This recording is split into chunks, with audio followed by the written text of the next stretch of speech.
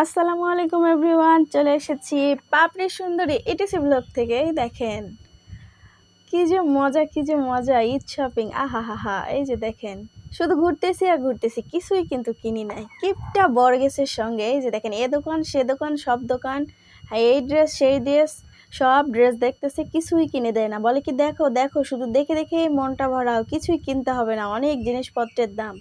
আর আমার মেয়ে তো নাছোড়বান্দা, আমার মেয়ে তো কিছুই বোঝে না, বাস যেটা পড়তেছে হ্যাঁ এটাই নিব, আমি এটাই নিব, তাকে ভালো লাগুক আর না লাগুক।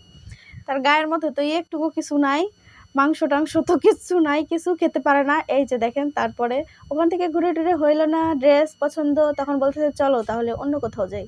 চলেন তাহলে অন্য কোথাও যাই। অন্য কোথাও যেয়ে এই যে দেখেন, এখানে এসে বলতেছে কিছুই কেনা লাগবে না, পায়ে দিবা আর শান্তি করবা আর বলবা যে এটাই আমার ঈদের, এটাই আমার ঈদের।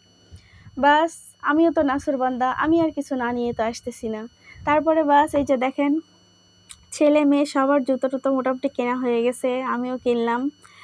কি করার, না নিয়ে তো আর আসতে পারতেছি না, এত জিনিসপত্র দেখে লোভ লাগতেছে।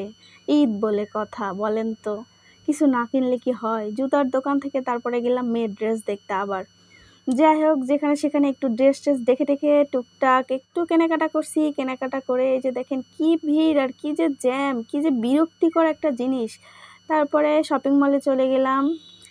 এই যে বাচ্চাদের, আমার মেয়ে যে এখানে সে কি কাহিনীটা করতেছে, আল্লাহ গো।